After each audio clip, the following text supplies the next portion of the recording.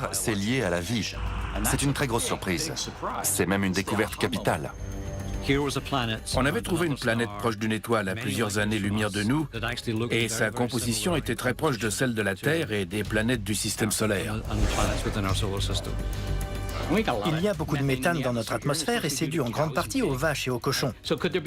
Alors y aurait-il de la vie sur cette planète? Le méthane qu'on trouve sur Terre est issu en majeure partie des processus biologiques. Mais il peut aussi résulter de l'activité géologique.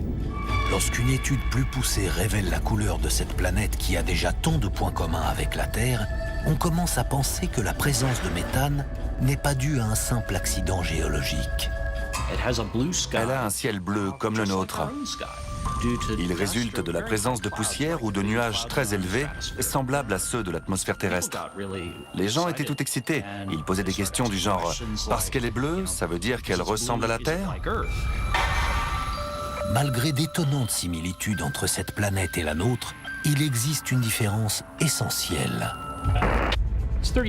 Elle est 30 fois plus proche de son étoile que la Terre ne l'est du Soleil. Température diurne, 1000 degrés. Température nocturne, 1000 degrés.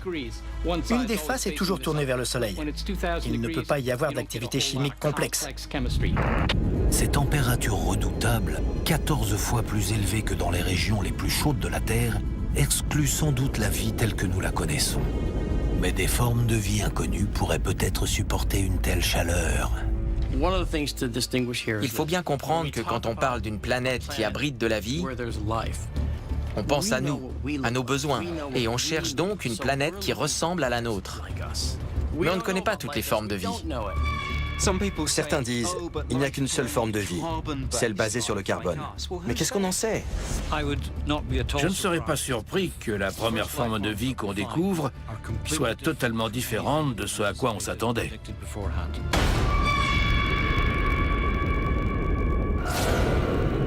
Un enchaînement de mésaventures sur la première station spatiale de la NASA laisse les scientifiques à court d'explications.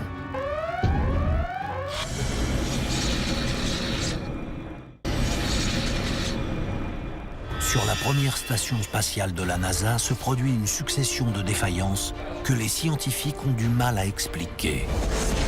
Skylab est une des missions les plus malchanceuses. Beaucoup de contretemps, beaucoup de problèmes de matériel. La mission a bien failli capoter. Était-ce un avertissement? Vous êtes arrivé jusqu'ici, mais vous n'irez pas plus loin.